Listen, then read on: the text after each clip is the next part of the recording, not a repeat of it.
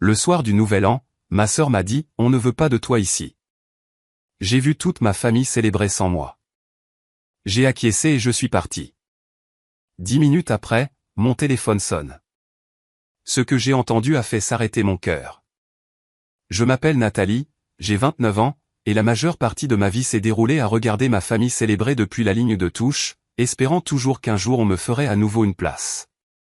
Le soir du Nouvel An, je me suis présenté devant la maison de mon père avec des cadeaux que j'avais économisés, chacun emballé avec soin, portant plus d'espoir que je ne voulais l'admettre. Je pensais qu'une nouvelle année pourrait signifier un nouveau départ. Mais quand la porte s'est ouverte, les yeux de ma sœur m'ont tout dit avant même que ces mots n'atteignent mes oreilles. Elle a levé les yeux au ciel vers moi comme si je n'étais rien. Et d'une voix assez froide pour piquer, elle a déclaré que je n'étais pas la bienvenue. Derrière elle, des rires et de la musique emplissaient la maison, ma famille levant ses verres sans même remarquer que j'étais dehors. Cette nuit aurait dû se terminer par mon départ dans la neige. Mais au lieu de cela, quelque chose s'est fissuré. Des secrets, des mensonges et des trahisons ont commencé à se dévoiler. Et ce que j'ai découvert après cet instant a changé tout ce que je croyais savoir sur eux et sur moi-même. Laissez-moi vous ramener au début. La neige tombait en flocons légers sur les rues tranquilles de Verdurette lorsque j'ai garé ma Citroën à un pâté de maison de la maison de mon père. L'horloge du tableau de bord indiquait 21h30. Mes paumes étaient moites contre le volant malgré le froid extérieur. Je suis resté un instant moteur tournant, fixant les rangées de lumière chaleureuses qui ornaient la maison de style Tudor qui m'avait autrefois semblé être la mienne aussi. Des rires s'échappaient faiblement dans la nuit, s'élevant au-dessus de la musique étouffée. J'avais emballé chaque cadeau avec des plis soignés et des rubans noués de la manière que ma mère m'avait enseigné, et j'avais choisi une bouteille de vin rouge suffisamment bonne pour ne pas être ridiculisée, mais pas extravagante non plus. Tout cela était soigneusement disposé dans un sac sur le siège passager. J'ai essuyé mes paumes sur ma robe. Elle était vert forêt à manches longues, la même que mon amie Sophie avait dit un jour mettre en valeur lors de mes yeux. J'avais attaché mes cheveux bruns en un chignon lâche sécurisé par une épingle en perles qui appartenait autrefois à ma grand-mère maternelle. Pendant des heures, j'avais hésité sur ma tenue, me disant de ne pas avoir l'air d'en faire trop, mais de ne donner à personne une raison de murmurer non plus. Je voulais que cette soirée soit placée sous le signe des retrouvailles, peut-être d'un nouveau départ alors que l'horloge approchait de la nouvelle année. Prenant mon courage à deux mains, j'ai attrapé le sac de cadeaux, je suis sorti dans le froid et j'ai marché sur l'allée déneigée, faisant crisser mes pas. La couronne sur la porte était ornée d'un ruban rouge énorme brillant sous la lumière du porche. J'ai ajusté les cadeaux dans mes bras et j'ai appuyé sur la sonnette. À l'intérieur, j'ai entendu la sonnerie familière résonner dans le hall, puis le bruit des pas. La porte s'est ouverte. Ma sœur, Rebecca, se tenait là, encadrée par la lueur du lustre derrière elle. Elle portait une robe argentée ajustée, ses cheveux blonds en vagues polies qui semblaient tout droit sortis d'un magazine. Pendant une demi-seconde, ses yeux ont tressailli de surprise. Puis son expression s'est durcie, comme toujours lorsqu'elle me regardait. « Nathalie » dit-elle d'un ton sec, mon nom ayant un goût amer dans sa bouche, son regard s'est posé sur le sac de cadeaux, puis sur mon visage. Elle a levé les yeux au ciel si brusquement que cela ressemblait à une gifle. « Nous ne te voulons pas ici. » J'ai gelé. Les mots sont restés suspendus dans l'air, perçant le son étouffé de la musique et des rires. Ma bouche est devenue sèche. J'ai dégluti et forcé ma voix à rester égale. Papa m'a invité. Rebecca s'est appuyée contre l'encadrement de la porte, parfaitement composée. Papa est occupé. Tout le monde est occupé. Va passer la nuit ailleurs. Elle a commencé à fermer la porte, mais j'ai aperçu au-delà de son épaule. La salle à manger était lumineuse, la longue table encombrée de plats et de verres levés en plein toast. Mon père était assis à la tête, penché en arrière dans un rire suite à quelque chose que l'oncle Frédéric avait dit. Allison et Bradley se penchaient l'un vers l'autre, faisant teinter leurs verres. Patricia se tenait près de la cuisine, essuyant ses mains avec une serviette, souriant faiblement. Ma grand-mère était au bout de la table, fragile, mais présente, ses cheveux épinglés dans son chignon habituel. Aucun d'eux n'a regardé vers la porte. Aucun d'eux ne m'a vu debout là. Le poids des cadeaux dans mes bras est devenu plus lourd. Ma gorge s'est serrée, mais j'ai forcé mes lèvres à former quelque chose qui ressemblait à un sourire. Compris, ai-je murmuré. Les mots sont sortis rauques, presque engloutis par les acclamations venant de l'intérieur. J'ai tourné les talons et suis redescendu les marches, l'air froid mordant mon visage. Des flocons de neige se sont posés sur mes cils et ont fondu en larmes que j'ai refusé de laisser tomber. Mes bottes ont crissé sur le trottoir tandis que je m'éloignais plus vite de la maison qui sentait encore le rôti et la cannelle. Au trottoir, j'ai tâtonné avec les clés, mes doigts raides. J'ai glissé sur le siège conducteur et j'ai fermé la porte, le silence de la voiture m'enveloppant. Ma respiration était rapide, embuant le pare-brise. J'ai laissé tomber le sac de cadeaux sur le siège passager. La broche pour grand-mère Martha, l'écharpe pour Rebecca, le livre de cuisine italien pour Patricia. Tous brillaient de manière moqueuse sous la lumière intérieure. Mon téléphone a vibré contre ma poche de manteau. Je l'ai sorti avec des mains tremblantes. Le nom de Sophie illuminait l'écran. J'ai fixé l'écran, ma poitrine me faisant mal. Un instant, j'ai envisagé de répondre, d'entendre sa voix, de me laisser aller à la détresse, mais j'ai plutôt appuyé sur le bouton pour le faire taire. J'ai appuyé ma tête contre l'appui-tête, serrant le volant si fort que mes jointures blanchissaient. À travers le pare-brise, j'ai attrapé un dernier aperçu de la maison. Les fenêtres luisaient, des ombres dorées bougeaient tandis que les gens riaient et célébraient. Minuit était encore à 2 heures, mais à l'intérieur de cette maison, la nouvelle année avait déjà commencé sans moi. J'ai tourné la clé, le moteur a vrombi, et j'ai laissé la voiture tourner au ralenti tandis que la neige s'épaississait sur la vitre. Je me suis dit de ne pas pleurer. Je me suis dit que je m'y attendais, que Rebecca ne me laisserait jamais vraiment entrer, mais la piqûre d'avoir été repoussée à la porte de mon père le soir du Nouvel An faisait plus mal que je ne l'imaginais. J'ai passé la vitesse, me suis éloigné du trottoir et j'ai regardé la maison rétrécir dans le rétroviseur jusqu'à ce qu'elle ne soit plus qu'un flou de lumière contre la neige qui tombait. Quand j'étais enfant, le réveillon signifiait rester éveillé tard avec mes cousins pendant que grand-mère Martha versait du cidre pétillant dans des gobelets en plastique et nous racontait comment elle et papy dansaient jusqu'à l'aube. Je peux encore voir les guirlandes lumineuses dans le salon, l'odeur de ces biscuits au sucre emplissant la maison, et mon père me soulevant sur ses épaules au moment où le compte à rebours atteignait ses dernières secondes. À cette époque, j'appartenais à quelque chose. À cette époque, je faisais partie de quelque chose. Les souvenirs ont afflué alors que je conduisais sans but dans les rues enneigées cette nuit-là. Chaque virage semblait me rapprocher d'endroits qui me rappelaient ce que j'avais perdu. Il y avait l'ancienne patinoire où Rebecca et moi nous tenions autrefois à la rampe ensemble, riant en essayant de garder notre équilibre. Quelques pâtés de maisons plus loin, j'ai dépassé le parc où nous avions pique-niqué un été, courant après Bradley qui essayait de faire voler un cerf-volant trop lourd. Même à travers le brouillard du présent, ces images des temps plus simples me tiraillaient, douces et douloureuses à la fois. Tout a commencé à se défaire quand j'avais 12 ans. Ma mère, Linda, avait découvert des textos sur le téléphone de mon père provenant d'une femme nommée Patricia. La découverte a fait voler en éclats le peu qui restait dans notre maison. Le divorce qui a suivi a été laid, rempli de portes claquées et d'appels téléphoniques chuchotés que je n'étais pas censé entendre. Je me souviens être resté éveillé la nuit, écoutant ma mère pleurer dans la pièce voisine, serrant mon oreiller comme s'il pouvait me protéger. Quand les papiers ont été signés, mon père a emménagé dans une nouvelle maison à Verdurette avec Patricia. En quelques mois, ils se sont mariés. Je me souviens d'être resté debout devant l'église vêtu d'une robe d'occasion qui n'allait pas tout à fait, regardant mon père embrasser sa nouvelle épouse. Rebecca, déjà adolescente, se tenait fièrement à leur côté, tandis que je me sentais comme une figurante que personne ne voulait dans la photo. Ma tante Éléonore avait autrefois été la gardienne du côté de ma famille de mon père. Mais à mesure que Patricia s'installait, c'est Rebecca qui a repris ce rôle. Ma sœur avait toujours été soignée, confiante et prompte avec les mots.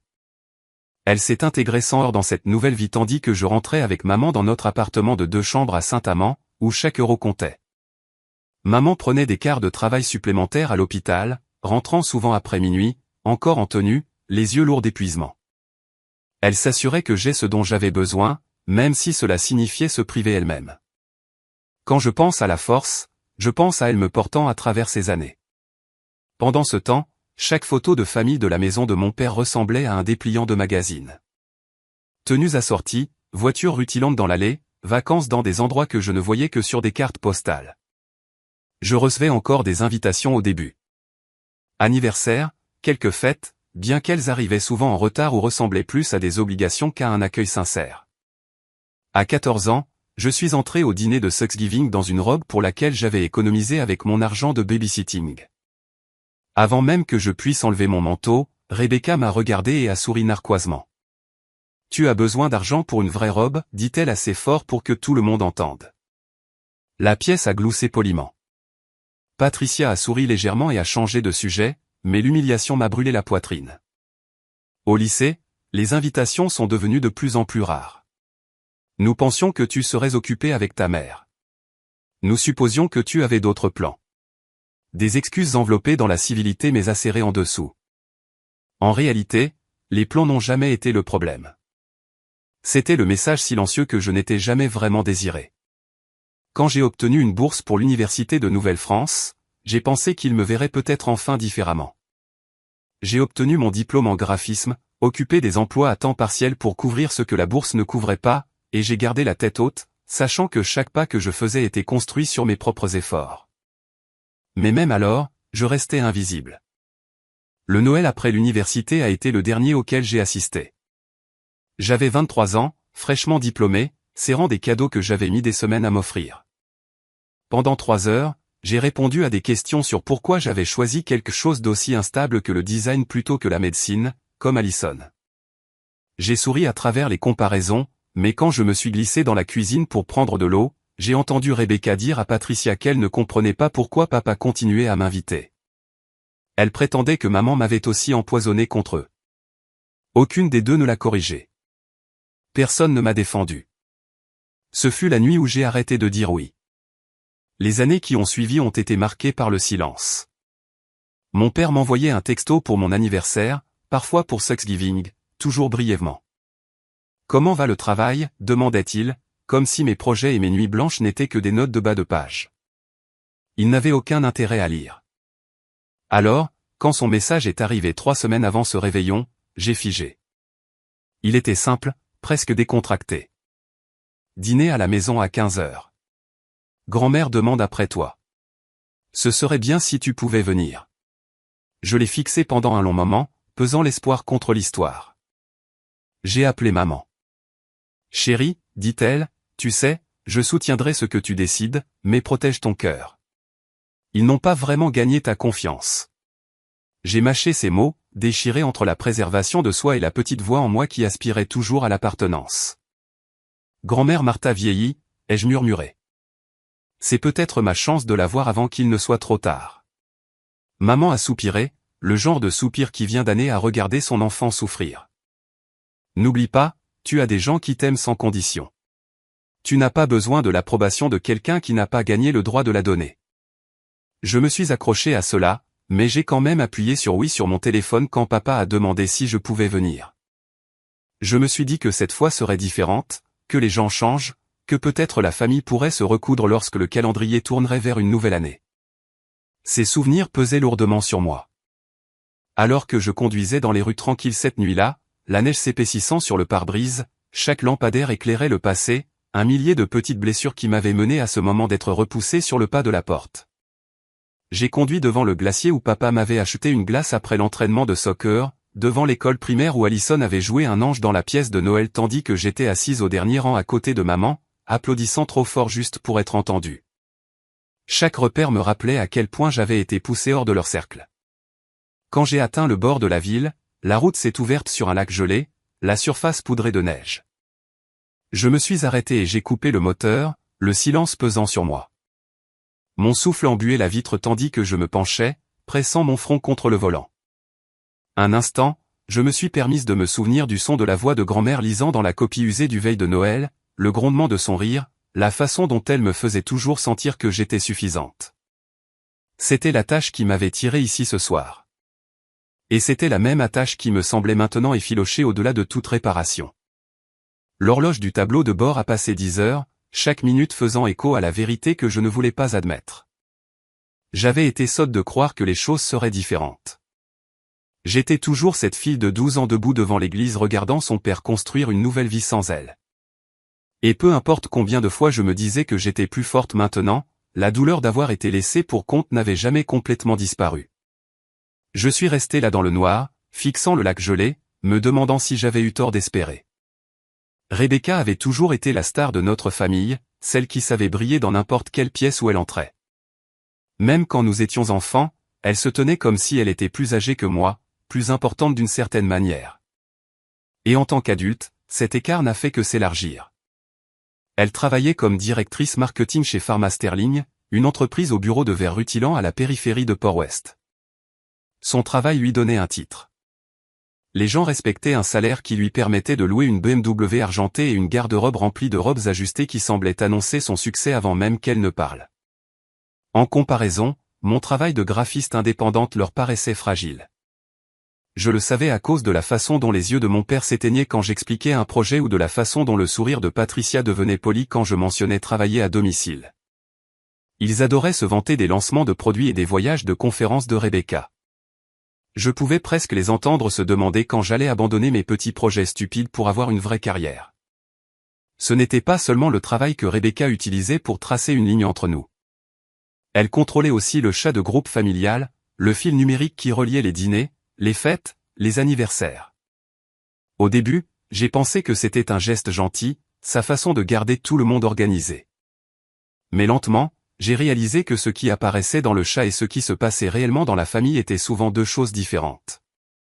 Je me souviens d'un été où Allison a obtenu son diplôme de médecine. Je m'attendais à être invité. Après tout, elle était aussi ma cousine. Mais je n'ai jamais vu de message.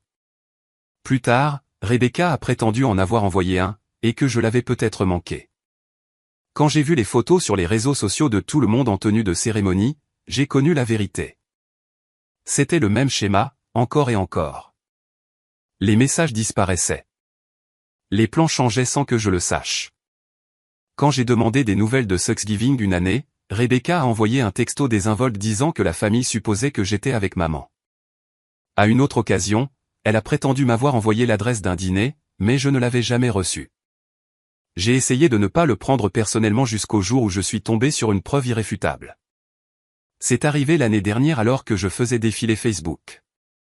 Allison avait publié un album intitulé Thanksgiving à la maison. La photo montrait la salle à manger à verdurette, le même lustre brillant au-dessus, la table encombrée de plats, les cousins riant dans leurs pulls de fête. Mon père souriait à la tête de la table. Patricia avait sa main posée sur son épaule et là, dans le coin, se tenait Rebecca, téléphone à la main, visiblement celle qui avait pris certaines des photos.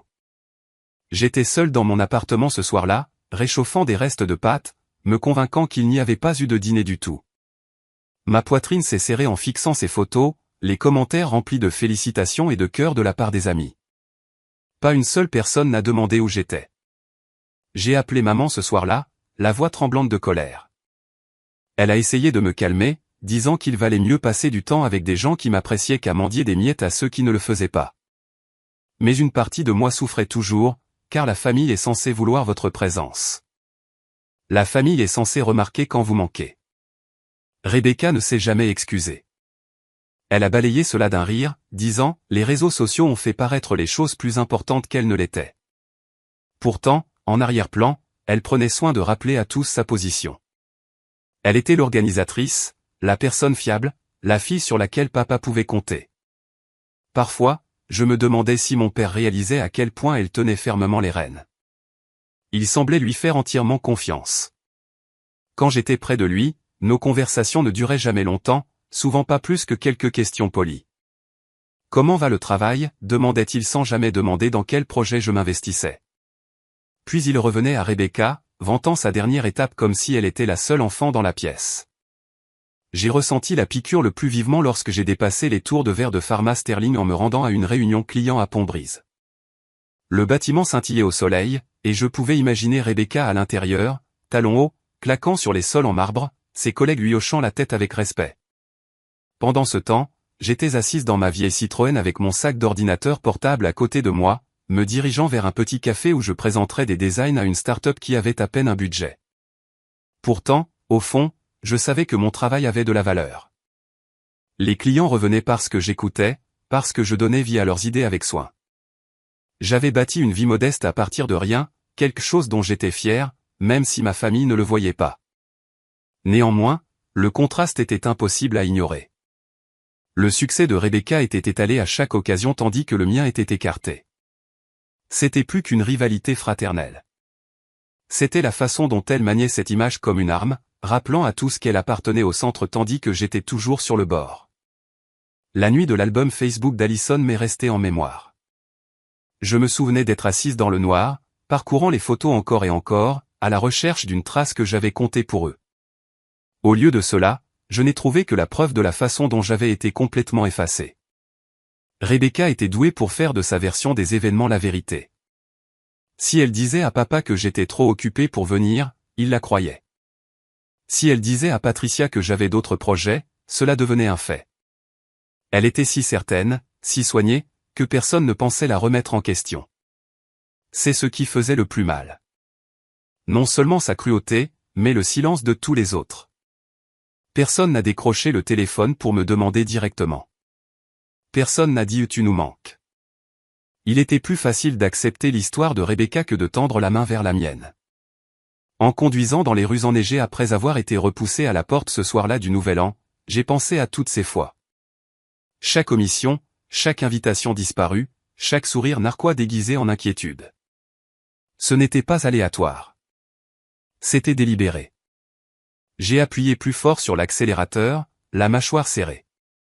Les lumières de la ville ont défilé et je pouvais presque entendre la voix de Rebecca dans ma tête, calme et dédaigneuse, disant à tout le monde que Nathalie avait choisi de ne pas venir, que Nathalie préférait passer son temps ailleurs, que Nathalie n'appartenait pas à cet endroit.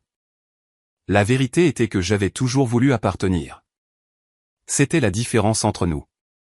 Elle gardait les portes de notre famille comme si elle protégeait un royaume.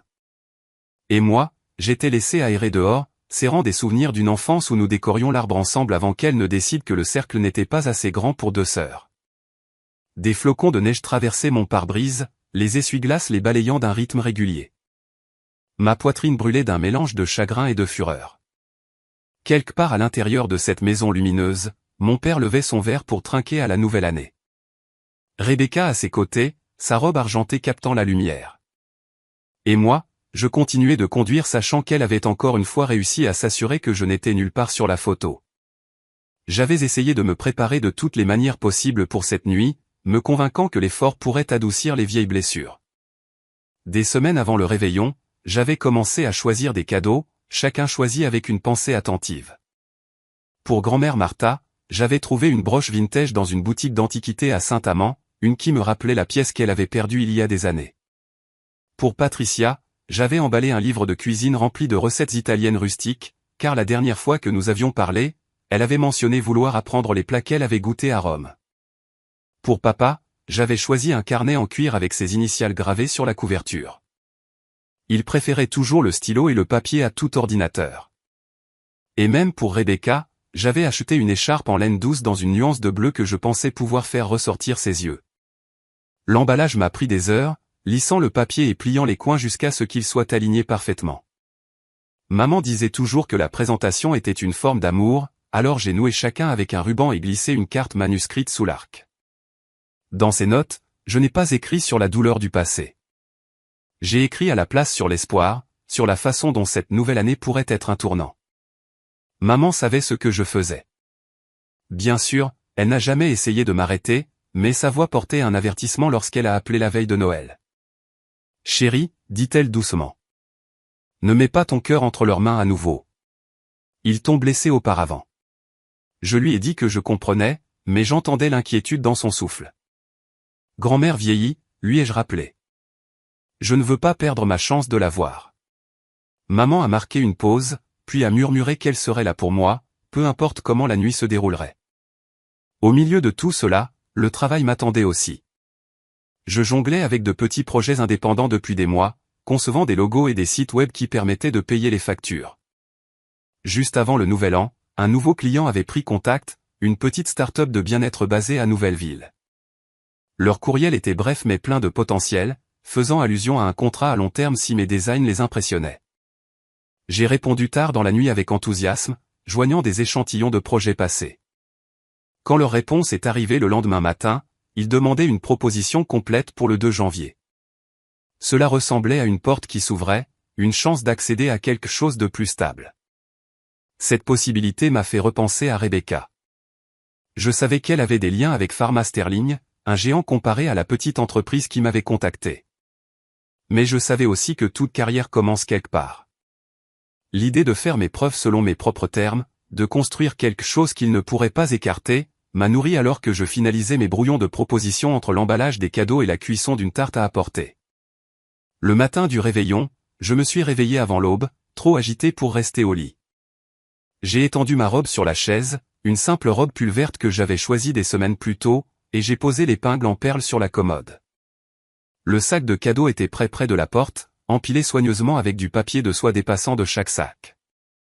Mon appartement sentait légèrement la cannelle provenant de la tarte qui refroidissait sur le comptoir. En fin d'après-midi, la neige avait commencé à tomber, de minuscules flocons dérivant contre ma fenêtre. J'ai essayé la robe une fois de plus, j'ai changé d'avis 2 fois, puis j'ai finalement attaché mes cheveux et enfilé des bottes noires. La tarte étalée dans un contenant, les cadeaux sur la banquette arrière, et j'ai démarré la voiture avec un frisson de nervosité. La route a pris près d'1 heure. Les autoroutes étaient dégagées au début, mais se sont rétrécies lorsque j'ai approché de Verdurette, les maisons devenant plus grandes, les pelouses plus larges, les lumières plus vives. J'ai dépassé le bord de la ville où les bureaux de Pharma Sterling s'élevaient comme des montagnes de verre contre le ciel pâle. Un instant, j'ai pensé à Rebecca marchant dans ses couloirs, admirée et en sécurité, tandis que moi, je conduisais une voiture modeste vers une maison où je n'étais jamais vraiment la bienvenue. À mi-chemin du trajet, mon téléphone a vibré avec un texto d'un numéro inconnu. Il disait simplement « Arrivez tôt si vous pouvez.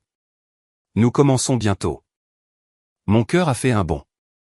C'était peut-être papa. Peut-être Allison. J'ai tapé en retour pour demander qui c'était, mais aucune réponse n'est venue. Le silence m'a laissé mal à l'aise. Quand je me suis garé à Verdurette, la neige recouvrait les allées d'une poudre douce.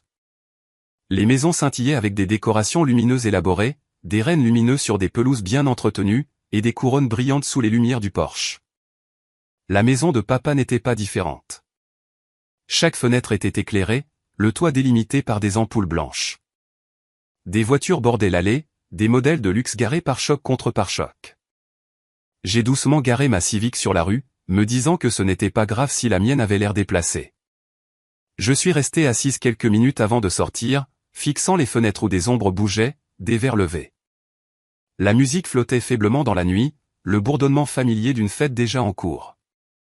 Mon téléphone a vibré à nouveau, mais ce n'était que Sophie m'envoyant une série de cœurs et un rappel qu'elle était à 10 minutes si j'avais besoin d'elle. Je lui ai promis que j'irais bien, cependant. La boule dans mon estomac racontait une autre histoire. Rassemblant les sacs et la tarte, j'ai marché lentement vers la maison. Des flocons de neige ont effleuré mes cils, l'air piquant contre mes joues. Chaque pas semblait plus lourd, comme si je portais non seulement des cadeaux, mais des années d'invisibilité. À la porte, j'ai marqué une pause, réajusté le poids dans mes bras et j'ai appuyé sur la sonnette. À l'intérieur, la sonnerie a résonné. Les rires ont gonflé. Ma poitrine s'est serrée. Pendant un battement de cœur, j'ai imaginé papa se précipiter pour ouvrir la porte, son visage s'illuminant quand il m'a vu. J'ai imaginé grand-mère Martha repousser sa chaise pour m'accueillir. Je me suis permis d'espérer juste assez longtemps pour entendre le bruit des pas se rapprocher de l'autre côté de la porte. Le bouton a tourné, la porte a grincé, et une ombre est tombée sur la lumière qui se répandait sur le porche. J'ai stabilisé ma respiration, me préparant à ce qui m'attendait. Le visage de Rebecca fut la première chose que j'ai vue. Son expression s'est figée en quelque chose qui semblait presque ennuyé. Elle s'est appuyée contre l'encadrement de la porte, sa robe argentée brillant dans la lumière derrière elle. Ses yeux ont parcouru ma personne, le porte-tarte dans une main, et les sacs de cadeaux suspendus à mon bras. Pendant la plus brève seconde, j'ai pensé qu'elle pourrait s'écarter, que peut-être elle se souviendrait des années où nous partagions une chambre et nous chuchotions dans le noir. Au lieu de cela, elle a soupiré, a levé les yeux au ciel, et a dit dans cette voix courte qui tranchait plus fort que n'importe quelle lame, « Nous ne te voulons pas ici. » J'ai cligné des yeux, stupéfaite par la franchise, par la certitude froide de ses paroles. Les sons des rires et de la musique tourbillonnaient depuis la salle à manger, les voix s'élevant dans le compte à rebours jusqu'à minuit. J'ai essayé de parler, mais ma gorge s'est fermée. Les mots se logeaient quelque part trop profondément pour être atteints. Rebecca a changé de poids, une main manucurée posée sur la porte comme pour la claquer sur mon visage. Derrière son épaule, j'ai aperçu la famille rassemblée, plats empilés, verre teinté. La tête de mon père était rejetée en arrière dans un rire suite à quelque chose que l'oncle Frédéric avait dit. Patricia se déplaçait entre la table et la cuisine avec une aisance pratiquée. Allison se penchait près de Bradley, souriant à quelque chose que seul lui pouvait entendre. Grand-mère était assise au bout de la table, le dos droit, son visage éclairé par la lueur du lustre. Personne ne s'est retourné. Personne ne m'a remarqué debout dehors avec la neige s'accumulant dans mes cheveux. Mes bras me semblaient faits de plomb. Le poids des cadeaux autrefois choisis avec espoir est devenu insupportable. Mes lèvres ont tremblé, mais je les ai forcées à former un petit hochement de tête. Compris, dis-je, à peine audible. La bouche de Rebecca s'est retroussée en quelque chose qui ressemblait à de la victoire tandis qu'elle poussait la porte pour la fermer. Le loquet a cliqué, me scellant à l'extérieur, ne laissant que l'écho de mon propre souffle dans l'air glacial. J'ai marché lentement dans les marches, mes bottes crissant contre l'allée déneigée. La neige tombait plus fort, atterrissant froid sur mes joues, piquant contre une peau déjà irritée par l'humiliation. Au trottoir, mes mains tremblaient tellement que j'ai failli laisser tomber les clés. Quand j'ai finalement glissé dans le siège du conducteur, j'ai placé les cadeaux sur le côté passager avec un tude et j'ai serré le volant, mes jointures devenant blanches. Un instant, je suis juste resté assise là, fixant les fenêtres lumineuses. À travers le rideau, j'ai vu l'ombre de ma grand-mère lever la main vers la vitre comme si elle allait la repousser. Puis elle a disparu, perdue à nouveau dans le tourbillon des silhouettes autour de la table. Ma poitrine s'est serrée si douloureusement que j'ai appuyé un poing dessus, essayant de respirer. Le téléphone a vibré dans ma poche, me surprenant. Le nom de Sophie a éclairé l'écran. J'ai glissé rapidement, sa voix se précipitant dans le silence. « Es-tu entré ?» demanda-t-elle. « Ça s'est bien passé ?» J'ai ouvert la bouche, mais rien n'est sorti. Le silence s'est étiré jusqu'à ce que je parvienne enfin à dire « Ils ne m'ont pas laissé entrer ». Son choc fut instantané, sa voix s'élevant. « Qu'est-ce que tu veux dire, ils ne t'ont pas laissé entrer ?» Rebecca m'a dit de partir, ai-je murmuré. Elle a dit qu'ils ne me voulaient pas là. Ils étaient déjà à table, déjà en train de célébrer. Papa n'a même pas levé les yeux. Sophie a juré à voix basse. J'arrive tout de suite. Où es-tu garé? Non, dis-je rapidement, essuyant les larmes qui avaient glissé sur mes joues sans permission. Ne viens pas. J'ai juste besoin d'une minute. Nathalie, dit-elle fermement, sa voix portant le poids de nos années d'amitié. Tu ne mérites pas ça. Je sais, dis-je, bien que les mots sonnaient creux. J'ai mis fin à l'appel avant qu'elle ne puisse discuter, posant le téléphone face contre terre sur le siège. Le silence a rempli la voiture, rompu seulement par le tic-tac du moteur. Je voulais hurler, frapper le volant, exiger des réponses d'un monde qui semblait déterminé à me rappeler que j'étais remplaçable. Au lieu de cela, je suis resté assise là et j'ai laissé les sanglots venir, aigus et irréguliers, jusqu'à ce que ma gorge me fasse mal. À travers le flou des larmes, j'ai jeté un coup d'œil aux cadeaux empilés à côté de moi. La broche pour grand-mère, le carnet pour papa, l'écharpe pour Rebecca. Tous me narguaient maintenant, symbole de ma naïveté à croire que la gentillesse pourrait combler le fossé.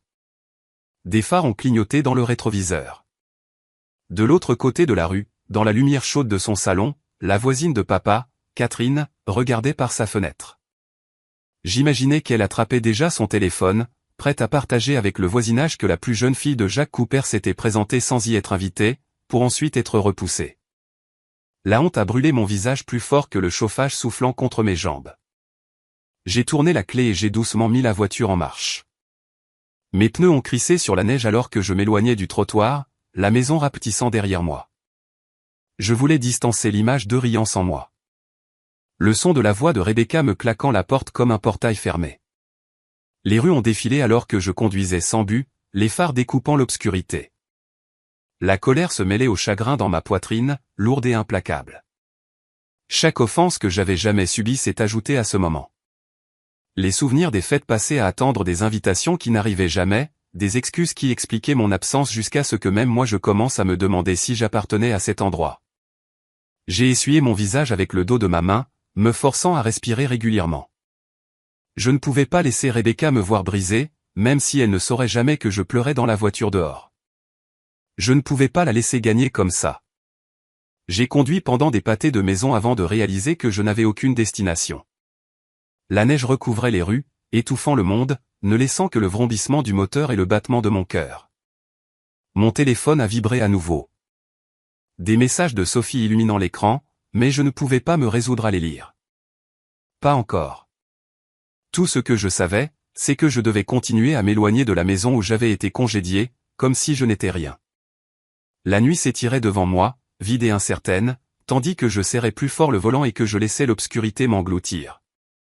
À l'intérieur de cette maison chaleureuse, la célébration se poursuivait comme si rien ne s'était passé à la porte d'entrée. Rebecca est revenue dans la salle à manger, les épaules carrées, un sourire habituel sur ses lèvres. Elle s'est glissée sur sa chaise comme si elle n'était allée qu'à la cuisine pour vérifier le four. Papa a levé son verre vert et lui a demandé si tout allait bien.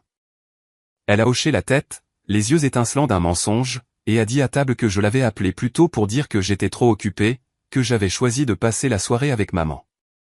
Le cliquetis des couverts a rempli la pièce à nouveau, les conversations reprenant comme si ces mots avaient réglé l'affaire. Patricia a offert plus de pommes de terre à l'oncle Frédéric, qui a hoché la tête avec approbation. Allison et Bradley ont échangé des regards à travers la table, un éclair de doute passant entre eux. Grand-mère Martha a fait une pause avec sa fourchette en l'air, ses yeux perçants se plissant vers Rebecca avant qu'elle ne la repose avec un calme délibéré. Papa s'est penché en arrière sur sa chaise, satisfait de l'explication de Rebecca, et est revenu à ses rires. Il avait toujours été prompt à la croire, à penser que sa confiance polie signifiait qu'elle savait mieux. Je pouvais presque l'imaginer écarter le léger pli d'inquiétude qui traversait le visage de Patricia lorsqu'elle regardait vers la porte. Grand-mère s'est éclairci la gorge. Ce n'était pas fort, mais cela a percé les bavardages. Elle a fixé Rebecca, sa voix douce mais assurée. Cela ne ressemble pas à Nathalie. Rebecca a cligné des yeux, son sourire vacillant une seconde avant qu'elle ne se reprenne. La pièce est devenue silencieuse au mot petit, suspendue dans l'air plus lourdement qu'un toast. Allison a bougé sur sa chaise, fixant son assiette. Bradley tapotait sa fourchette contre son verre, distraitement, les yeux fixés sur Rebecca avec la plus légère trace de désapprobation. La main de grand-mère tremblait lorsqu'elle a attrapé son verre d'eau. Elle l'a reposé intact et a regardé directement papa. « Jacques, dit-elle, son ton plus tranchant maintenant. As-tu eu de tes nouvelles de Nathalie toi-même » Papa fronça les sourcils, pris au dépourvu, et secoua la tête. « Non, Rebecca nous l'a dit. »« Alors tu aurais dû appeler grand-mère, » répondit-elle. Sa voix avait gagné en force, chaque mot tombant comme une pierre dans le silence. « Tu aurais dû lui demander. » Un instant, papa a semblé sur le point de contester, mais le poids du regard de sa mère l'a réduit au silence. La pièce s'est agitée inconfortablement. Patricia a plié sa serviette, ses lèvres pincées. Allison a finalement parlé, sa voix prudente. « J'ai essayé d'appeler Nathalie la semaine dernière, mais le numéro que j'ai doit être ancien. » Elle n'a jamais répondu. Rebecca a coupé rapidement, impatiente de détourner l'attention. Elle change de téléphone tout le temps. Difficile de suivre. Bradley a haussé les sourcils, non convaincu. C'est étrange, dit-il lentement. J'ai vu son nouveau travail de design en ligne il y a quelques jours. On aurait dit que c'était le même numéro lié à son profil. La mâchoire de Rebecca s'est serrée, mais elle a forcé un autre sourire. Tu sais à quel point ces choses peuvent être peu fiables. La conversation a glissé vers des sujets plus sûrs, mais la tension persistait comme une ombre. Grand-mère a gardé les yeux sur son assiette, sans toucher à la nourriture. L'éclat du lustre scintillait contre sa broche, une qui ressemblait tant à celle que j'avais choisie pour elle, assise inutilement dans le sac sur le siège de ma voiture. Dehors, la neige continuait de tomber, recouvrant la cour, tandis qu'à l'intérieur, la famille riait et mangeait comme si rien n'avait fissuré la surface. Pourtant, sous ces rires, il y avait un malaise. Un petit fil de doute avait été tiré, et peu importe combien Rebecca essayait de le lisser, les bords commençaient à s'effilocher. Patricia s'est levée pour débarrasser les assiettes, ses mains stables, mais son visage pâle. Alors qu'elle passait derrière la chaise de grand-mère, elle a posé une main douce sur son épaule. Grand-mère a levé la main et l'a tapotée, mais ses yeux n'ont jamais quitté Rebecca. Plus tard dans la soirée, alors que l'horloge s'approchait de minuit, papa s'est levé pour porter un toast. Il a parlé de la famille, des bénédictions d'une autre année passée ensemble, de combien il était fier de tous. Les verres se sont levés, les sourires sont revenus. Mais la main de grand-mère est restée à plat sur la table. Son verre intact, son expression solennelle. Rebecca s'est penchée vers Allison, chuchotant quelque chose de trop bas pour que les autres entendent. Allison a hoché la tête poliment, mais ses yeux ont jeté un coup d'œil vers la porte comme si elle s'attendait à ce que j'apparaisse à tout moment. Grand-mère a rompu son silence une fois de plus avant que le toast ne se termine. Je demanderai moi-même à Nathalie demain, dit-elle simplement. Sa voix a porté par-dessus les verres qui tintent, calme mais inébranlable. Rebecca s'est figée, son sourire rigide. Les mots atterrirent comme une promesse, une qu'elle ne pouvait pas masquer avec son charme habituel. Minuit approchait, mais sous le clinquant et la chaleur de cette salle à manger, l'air avait changé. Le mensonge avait été prononcé, et peu importe combien Rebecca l'avait soigneusement emballé, la première fissure avait été entendue. J'ai conduit jusqu'à ce que les lumières de verdurette se fondent dans la nuit enneigée, et la colère dans ma poitrine a fait place à une sorte d'épuisement creux. Les essuie-glaces frappaient à un rythme régulier alors que je dépassais des magasins sombres et des maisons silencieuses. Je ne savais pas où j'allais, seulement que je ne pouvais pas supporter de retourner à mon appartement avec des cadeaux encore posés sur le siège passager, chaque ruban un rappel de mon statut de personne non désirée. Les rues se sont ouvertes près du bord de la ville, où le centre communautaire de la rive se dressait, une vieille église en briques transformée en lieu de rassemblement. Ses fenêtres luisaient d'une lumière chaude, et des voitures étaient dispersées sur le parking. J'ai ralenti, instinctivement, attiré par le son des rires qui s'échappaient faiblement dans l'air froid. Mes yeux ont capté une bannière peinte à la main près de la porte qui disait « Dîner du Nouvel An ». Je me suis garé et je suis resté assise un instant, le moteur ronronnant sous moi. Le sac de cadeaux pesait lourd à côté de moi, lourd de rejet. Peut-être, ai-je pensé, qu'il pouvait encore compter pour quelqu'un. Je les ai pris dans mes bras, je suis sorti dans l'air vif et j'ai marché vers l'entrée. Des flocons de neige se sont accrochés à mon manteau alors que la porte s'ouvrait, tenue par une femme aux cheveux gris bouclés et un pull rouge vif. On dirait que le Père Noël a eu besoin d'un coup de main, dit-elle avec un sourire qui atteignait ses yeux. J'ai réussi un petit rire en me présentant et j'ai expliqué que j'avais des cadeaux que je voulais donner. Elle s'appelait Rachel, la coordinatrice des bénévoles. Elle m'a fait entrer où l'odeur de dinde rôtie et de tarte aux pommes flottait dans le hall. De longues tables étaient dressées, remplies de personnes de tous âges. Certains portaient des manteaux lourds qui semblaient avoir vu trop d'hiver. D'autres avaient les visages fatigués de ceux qui portaient des fardeaux trop lourds pour la célébration. Pourtant, il y avait des rires ici et le genre de convivialité que je cherchais toute la soirée. Rachel a applaudi quand elle a vu les sacs. « Arrivée parfaite, dit-elle. Nous manquions de cadeaux cette année, et ceux-ci aideront plus que vous ne le pensez. » Elle les a posés sur une table près d'un modeste sapin de Noël décoré de boules faites à la main, puis m'a demandé si je voulais rester pour le dîner. J'ai hésité un instant avant de hocher la tête. En fait, si vous avez besoin de mains supplémentaires, je peux aider. Son sourire s'est élargi alors qu'elle me tendait un tablier imprimé de canne à sucre. Vous êtes plus que bienvenue. Pendant l'heure qui a suivi, j'ai versé de l'eau, porté des assiettes et coupé de la tarte. J'ai rencontré une jeune mère nommée Lily qui avait 2 enfants qui tiraient sur ses manches. Elle m'a dit qu'elle avait quitté un mariage abusif 3 mois plus tôt et qu'elle recommençait dans une ville où elle ne connaissait personne. J'ai écouté lorsqu'elle parlait, sa voix vacillante mais assurée, et j'ai senti ma propre douleur se déplacer vers la perspective. À une autre table était assis Harold, un vétéran d'une bonne 60aine d'années avec des yeux gentils et un sourire buriné. Quand j'ai rempli sa tasse de café, il m'a tapoté la main et m'a demandé pourquoi j'avais l'air si triste. Les mots me sont sortis avant que je ne puisse les arrêter. Je lui ai parlé d'avoir été repoussé à la porte de mon père, des années passées à être mises de côté, de la douleur de vouloir appartenir. La famille, c'est soit ceux de qui tu es né, soit ceux que tu choisis, dit-il doucement. Il me semble que tu fais de bons choix ce soir. Ces mots se sont enfoncés profondément, dégelant quelque chose en moi qui était gelé depuis que Rebecca avait claqué la porte au nez. J'ai regardé autour de la salle les étrangers partageant nourriture et rire, et j'ai réalisé que je me sentais plus bienvenu ici que je ne l'avais été depuis des années avec mon propre sang. Alors que je portais un autre plateau de tarte, j'ai aperçu mon reflet dans la fenêtre. Mes joues étaient rougies par la chaleur intérieure, mes cheveux défaits autour de mon visage, et pour la première fois cette nuit, je n'avais pas l'air brisé. J'avais l'air présente, vivante. Près de minuit, les tables bruissaient d'anticipation.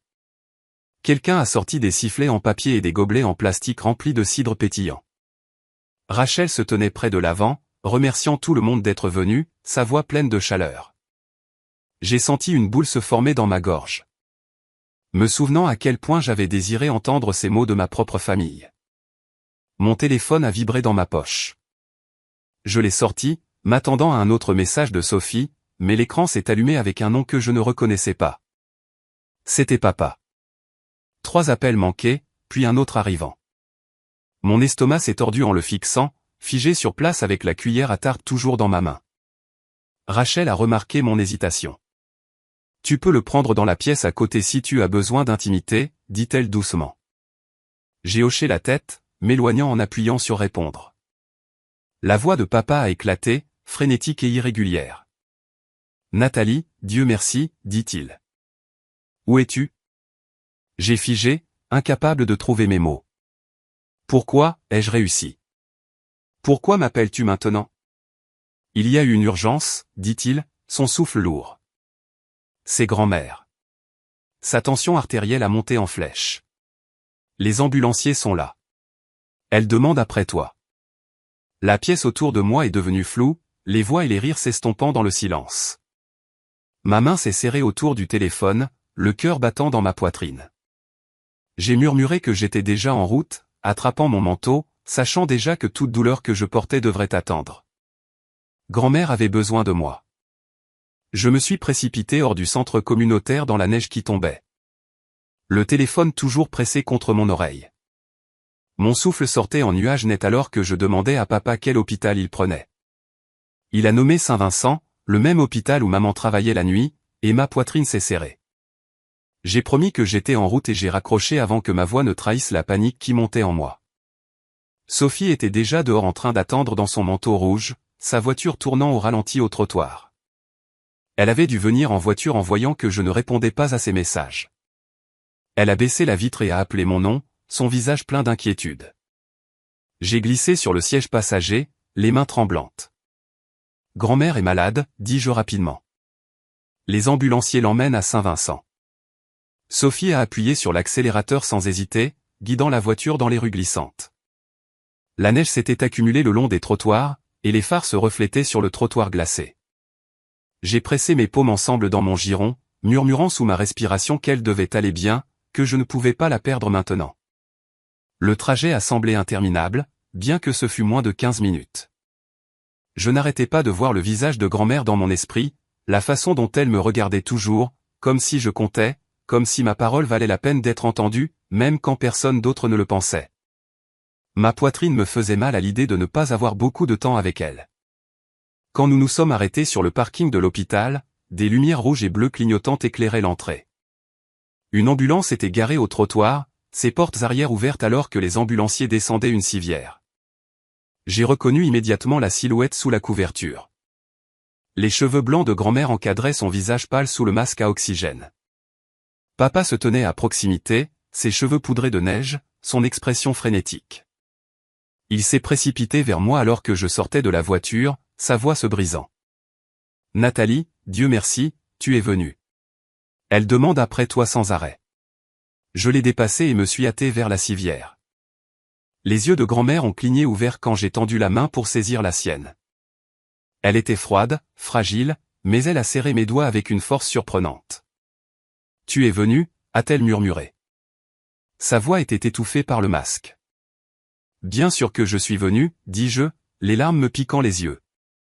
Je ne te quitterai pas. » Les ambulanciers l'ont poussé à l'intérieur. Et je suis resté à ses côtés, ne lâchant jamais sa main.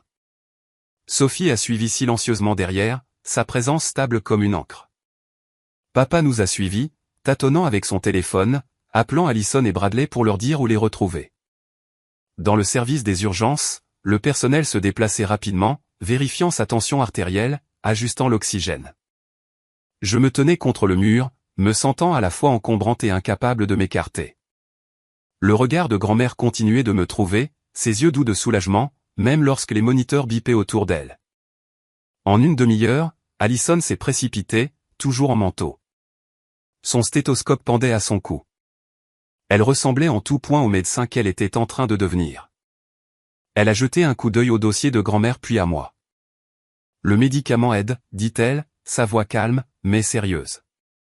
Sa tension artérielle se stabilise, mais elle a besoin de se reposer. Papa s'est effondré sur une chaise, se couvrant le visage de ses mains. Bradley est arrivé quelques minutes plus tard, faisant les 100 pas près de la fenêtre, le téléphone serré comme s'il attendait de mauvaises nouvelles. Patricia est entrée silencieusement après, son mascara coulé, ses mains serrant la sangle de son sac à main. La porte s'est ouverte à nouveau, et Rebecca est entrée, ses talons claquant contre le carrelage. Elle s'est arrêtée net quand elle m'a vu debout là, ses yeux se plissant. « Qu'est-ce qu'elle fait ici » demanda-t-elle, sa voix cinglante. La pièce est devenue silencieuse. Même l'ambulancier qui rédigeait son rapport s'est arrêté. Papa a levé les yeux, le visage défait. « Elle a tout à fait le droit d'être ici » dit-il d'une voix rauque. « Elle est de la famille. » Le regard de Rebecca m'a transpercé comme de la glace. « Après tout ça, après qu'elle ait refusé notre invitation, tu la laisses rester ici comme si elle faisait partie des nôtres ?» J'ai senti la chaleur monter à mon visage, la colère s'élevant dans ma poitrine. « Je n'ai jamais refusé, dis-je, ma voix tremblant de fureur. C'est toi qui m'as repoussé. » Rebecca a ouvert la bouche, mais la voix de grand-mère, faible mais claire, a tranché la tension. « Assez. » La pièce s'est calmée. Grand-mère a bougé légèrement, sa main serrant la mienne plus fort.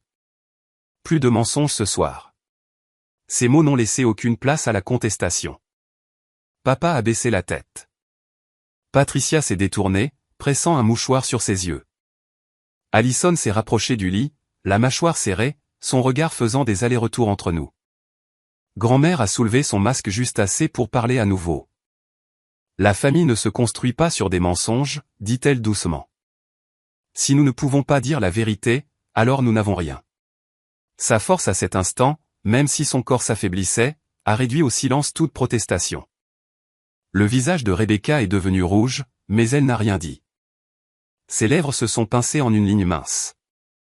Je suis resté là, la main de grand-mère dans la mienne, mon cœur battant, le poids des années de silence pesant sur moi. Quelque chose avait changé. Les mensonges qui m'avaient tenu à l'écart étaient enfin en train de se dénouer, et il n'y avait pas de retour en arrière possible. Le couloir à l'extérieur de la chambre de grand-mère semblait lourd de tension. Rebecca faisait les 100 pas près du distributeur automatique, ses talons claquant de colère contre le linoléum tandis que papa était affalé sur une chaise en plastique, les coudes sur les genoux. Patricia chuchotait à Allison, ses mains tremblantes comme si elle voulait maintenir la famille unie par la seule force de sa volonté. Je suis resté près de la porte de grand-mère, écoutant le bip régulier du moniteur à l'intérieur, chaque son un rappel qu'elle était toujours avec nous. Rebecca s'est soudainement tournée vers moi, sa voix assez aiguë pour trancher le silence. J'ai senti la colère monter comme un feu dans ma poitrine. Traiter cette famille, ai-je répété, ma voix tremblante. Tu m'as claqué la porte au nez ce soir. Tu t'es assuré que je manque des années de dîner, de fêtes, d'anniversaires. Ne retourne pas ça contre moi. Elle a croisé les bras, ses yeux froids. Tu joues toujours la victime. Si tu t'étais présentée, si tu avais fait plus d'efforts, tu aurais été incluse. J'ai ri amèrement. Le son étranger même à mes propres oreilles. Essayez plus, Rebecca ? J'étais sur le porche avec des cadeaux dans les bras quand tu m'as dit que je n'étais pas la bienvenue. À quel point aurais-je pu essayer plus fort ? Bradley, qui était appuyé contre le mur, a finalement parlé. Sa voix était basse mais portait du poids. J'ai vu le travail de Nathalie en ligne la semaine dernière. Elle a travaillé sans relâche pour construire quelque chose à partir de rien. Ce n'est pas elle qui a fait défaut à cette famille. Le visage de Rebecca s'est crispé. Tu ne connais pas toute l'histoire, a-t-elle répliqué sèchement. Allison a croisé les bras, son regard fixe. Alors raconte-nous, Rebecca, dit-elle. Dis-nous pourquoi Nathalie n'a jamais vu les invitations, pourquoi son numéro a soudainement cessé de fonctionner pour nous tous. Rebecca a hésité, ses lèvres s'ouvrant et se refermant. Mais avant qu'elle ne puisse répondre, l'infirmière est entrée dans le couloir. Une seule personne à la fois avec elle, s'il vous plaît, dit gentiment l'infirmière. Elle a besoin de repos. La voix de grand-mère a porté de l'intérieur, faible mais insistante. Nathalie reste. L'infirmière a hoché la tête et m'a fait signe d'entrer. Je me suis glissé dans la chambre, la porte se refermant doucement derrière moi. Les dures lumières fluorescentes avaient été tamisées, laissant la pièce baignée d'une lueur plus douce. Grand-mère avait l'air petite dans le lit d'hôpital, mais ses yeux étaient vifs alors qu'elle me suivait jusqu'à la chaise à côté d'elle. Elle a tendu la main vers la mienne à nouveau, sa prise plus ferme qu'auparavant. « Ne la laisse pas te briser », murmura-t-elle. Je connais la vérité. J'ai toujours su. Les larmes menaçaient, mais je les ai ravalées, craignant d'ajouter à son inquiétude. « Je veux juste que tu ailles bien, dis-je doucement. » Elle a esquissé un faible sourire, un coin de sa bouche se soulevant. Je me battrai aussi longtemps que je pourrai, mais ce soir m'a montré quelque chose. Sa voix a vacillé, puis s'est rassurée. Les mensonges ne peuvent pas tenir éternellement. J'ai posé légèrement mon front contre sa main, laissant la chaleur de son contact me réconforter. Elle avait toujours été celle qui me voyait, celle qui me rappelait que je n'étais pas invisible. La porte a grincé et Allison s'est glissée tranquillement à l'intérieur. Elle a regardé entre nous, son expression conflictuelle. « Grand-mère, le docteur a dit que vous aviez besoin de dormir. » Grand-mère a fermé les yeux mais n'a pas lâché ma main. « Juste un peu plus longtemps, » murmura-t-elle. Allison s'est rapprochée du lit, baissant la voix. « Je dois le dire, Nathalie. J'ai cru Rebecca quand elle a dit que tu étais trop occupée pour nous. J'aurais dû t'appeler directement. Je suis désolé. » Ces excuses ont eu un poids surprenant. Pendant des années, j'avais souhaité qu'une seule personne reconnaisse m'avoir ignoré, que mon absence n'avait pas été mon choix. « Merci », ai-je murmuré. Allison a cligné des yeux pour retenir ses larmes, puis a regardé grand-mère. « Nous ne pouvons plus laisser Rebecca dicter qui appartient ici. Ce n'est pas juste. » Les yeux de grand-mère se sont rouverts, étincelant de quelque chose de féroce. « Non, ce n'est pas juste. Et quand je serai plus forte, il y aura des changements. » Avant que je puisse demander ce qu'elle entendait par là, l'infirmière est réapparue, insistant sur le fait que grand-mère devait se reposer. Allison et moi sommes partis tranquillement, refermant doucement la porte derrière nous. Dans le couloir, Rebecca attendait, les bras croisés, le menton levé avec défi. « T'a-t-elle dit quelque chose ?» demanda-t-elle, son ton teinté de peur sous l'arrogance. Je l'ai fixé un long moment, la colère bouillonnant en moi. « Elle m'a dit que la vérité compte, dis-je simplement. C'est suffisant. » Les yeux de Rebecca se sont plissés, mais pour la première fois, elle semblait incertaine, comme si la fondation sur laquelle elle avait bâti son pouvoir commençait à se fissurer. Papa s'est levé lentement, le visage pâle, sa voix. « Nous allons en parler demain, dit-il. Ce soir, c'est pour grand-mère. » Les mots sonnaient comme une trêve, mais je savais que demain apporterait plus que de simples paroles. Quelque chose avait changé, et aucun de nous ne pouvait revenir en arrière. La lumière du matin filtrait à travers les stores de mon petit appartement lorsque mon téléphone a commencé à vibrer. Je l'ai attrapé, encore à moitié endormi, et j'ai vu le nom d'Allison clignoter à l'écran. Sa voix est arrivée, urgente et tremblante. « Nathalie, tu dois venir à la maison maintenant. » Je me suis assise instantanément, le cœur battant. Elle a hésité avant de répondre. « Grand-mère est réveillée et elle veut te voir. » Mais Rebecca est là aussi, et les choses deviennent laides.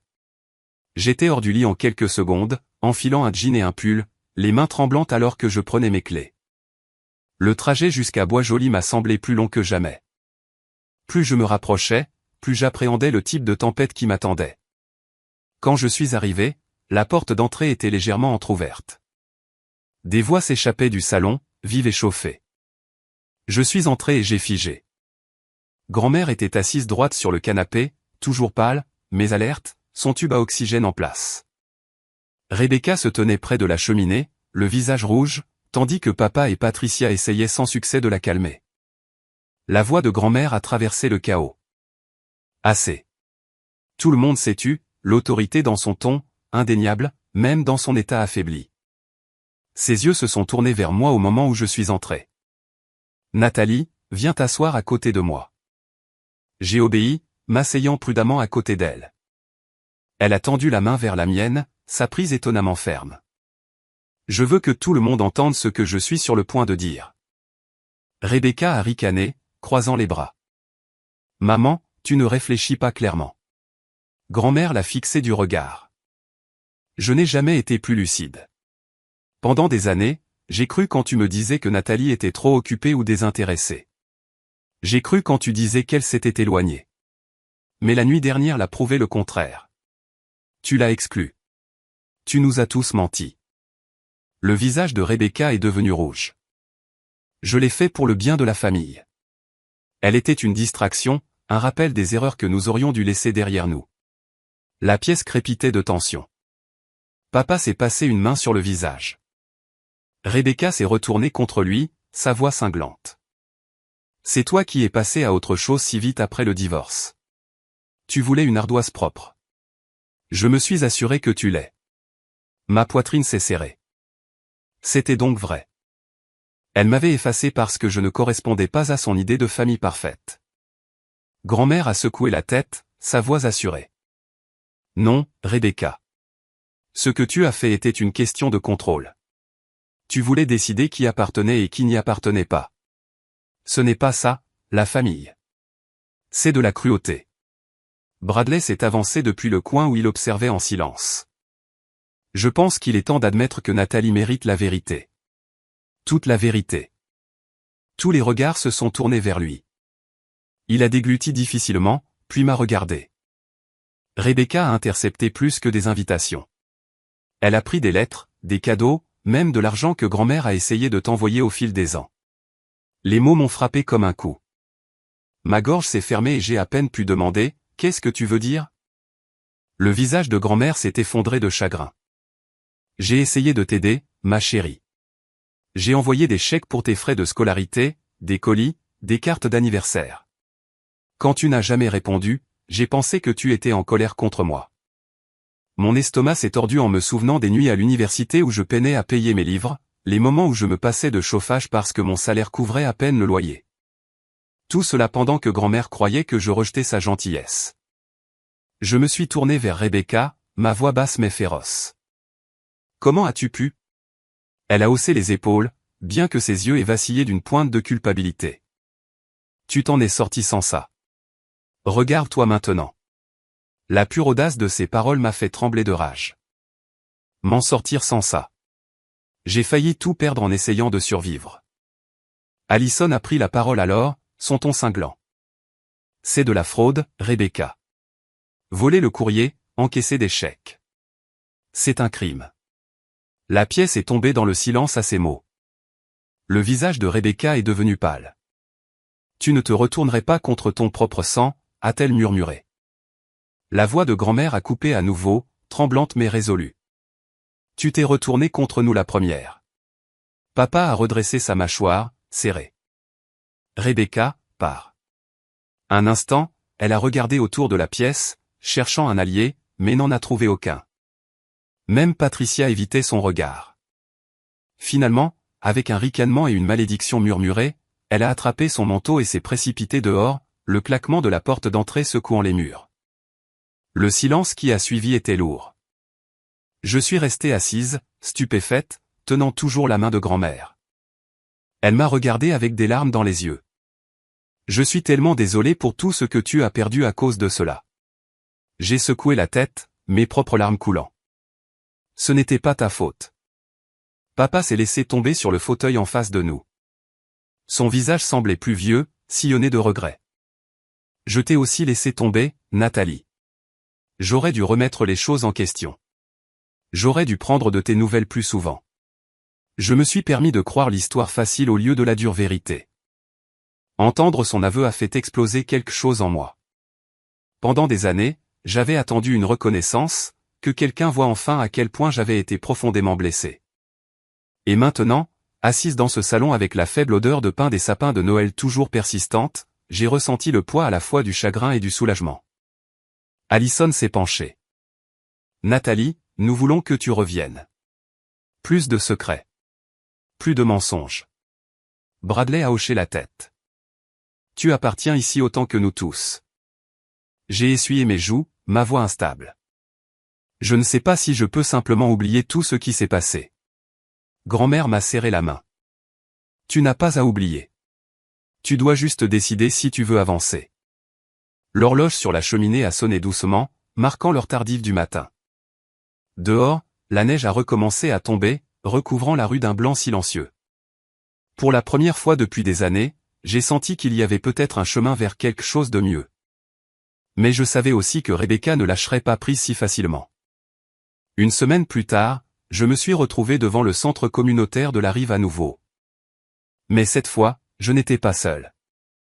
Papa était à mes côtés, les mains maladroitement dans les poches de son manteau de laine, tandis qu'Allison et Bradley portaient des plateaux de nourriture préparés par Patricia. Grand-mère a insisté pour venir aussi, malgré l'ordre de son médecin de se reposer, et elle était assise dans son fauteuil roulant avec une couverture tricotée sur ses genoux, ses yeux brillants de détermination. Le centre semblait différent à la lumière du jour. La neige avait été dégagée de l'allée, et les dessins d'enfants épinglés aux fenêtres frétillaient légèrement dans la brise lorsque nous sommes entrés. Rachel m'a repéré immédiatement et s'est précipitée, son sourire s'élargissant lorsqu'elle a vu toute la famille derrière moi. « Tu es revenu » dit-elle chaleureusement. « Et tu as amené une armée. » J'ai ri, sentant une vague de fierté. « Voici ma famille. » Ils voulaient t'aider. Les yeux de Rachel se sont adoucis. Nous avons passé la matinée à déballer la vaisselle, à disposer les tables et à servir des repas. Je me déplaçais facilement dans la foule, saluant les gens que j'avais rencontrés à Noël. Harold a levé sa tasse de café en signe de salutation, et Lily m'a présenté son petit garçon, qui s'accrochait timidement à sa jambe. Papa transportait des plateaux de la cuisine sans se plaindre, le visage rouge d'effort, mais illuminé par une résolution tranquille. À un moment donné, j'ai vu grand-mère le regarder, ses lèvres pincées dans une expression mi-chagrin, mi-fierté. Elle m'a fait signe de venir. Il essaie, dit-elle doucement. Peut-être pas de la manière dont tu en avais besoin auparavant, mais il essaie maintenant. J'ai hoché la tête, ma poitrine se serrant. Je voulais le croire. Je voulais que ce soit suffisant. Plus tard dans l'après-midi, Rachel m'a appelé à part. Nathalie, accepterais-tu de dire quelques mots à tout le monde? Juste quelque chose sur ce que cette journée signifie pour toi. M. Mon cœur a tambouriné. Je n'avais jamais été à l'aise de parler en public. Mais j'ai regardé autour de la pièce pleine d'étrangers qui était devenue quelque chose de plus, et avec ma famille qui se tenait enfin à mes côtés. J'ai pris une profonde inspiration. Je leur ai parlé de la douleur d'être repoussé, des cadeaux que j'avais apportés et qui se retrouvaient ici à la place, et de la grâce inattendue que j'avais trouvée dans cet endroit. J'ai parlé de seconde chance, de l'appartenance, et de la façon dont la famille pouvait être choisie autant qu'elle pouvait être donnée.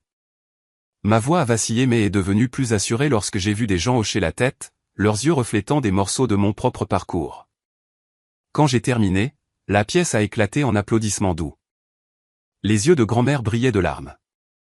Allison m'a serré l'épaule. Et même papa semblait humble. Sa tête s'est légèrement inclinée comme si le poids de la vérité s'était enfin déposé sur lui. Après la fin de l'événement, nous sommes restés pour aider au nettoyage. Patricia m'a surprise en suggérant de faire du centre une partie de notre tradition des fêtes.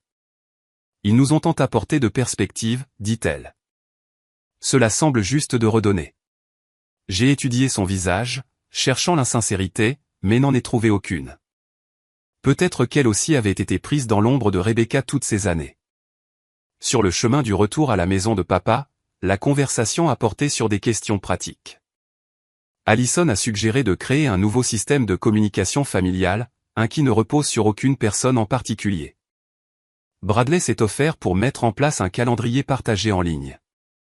Papa a accepté avec empressement et même Patricia a ajouté qu'elle voulait en faire partie. Grand-mère écoutait silencieusement, sa main posée sur la mienne, sa présence, un rappel constant que le changement était possible. Ce soir-là, j'ai reçu un texto de Sophie. Comment ça s'est passé? J'ai envoyé une photo de nous au centre, souriant maladroitement mais sincèrement, elle a répondu presque instantanément. On dirait un nouveau chapitre, Audrey. Les mots m'ont fait m'arrêter. Un nouveau chapitre. C'était ce que ça semblait être. Pas une fin parfaite, pas une réunion de contes de fées, mais le début fragile de quelque chose de différent. Mais au fond, je savais que l'ombre de Rebecca planait toujours. Elle avait quitté la maison furieuse et n'avait parlé à personne depuis. Une partie de moi craignait son silence plus que ses mots. Alors que je me tenais près de la fenêtre cette nuit-là, regardant la rue enneigée, mon téléphone a vibré à nouveau. Cette fois, c'était un numéro que je ne reconnaissais pas. J'ai hésité avant d'ouvrir le message. Tu crois avoir gagné, Nathalie. Mais ce n'est pas fini. Le message m'a brûlé la main tandis que je fixais l'écran, mon estomac se serrant. J'ai lu les mots encore et encore, espérant les avoir imaginés, mais ils sont restés les mêmes, tranchants et amers. Tu crois avoir gagné, Nathalie. Mais ce n'est pas fini. Je me suis assise sur le bord de mon lit, le silence de mon appartement pesant sur moi. Mon premier réflexe fut la peur. Puis la colère a suivi, chaude et lourde dans ma poitrine. Rebecca m'avait déjà appris tant de choses. Je n'allais pas la laisser voler ma paix aussi. Le lendemain matin, j'ai appelé Allison. Je lui ai parlé du message, ma voix tremblante malgré tous mes efforts. Il y eut une pause, puis elle parla fermement. Nathalie, sauvegarde ce message. Si elle essaie autre chose, nous aurons une preuve.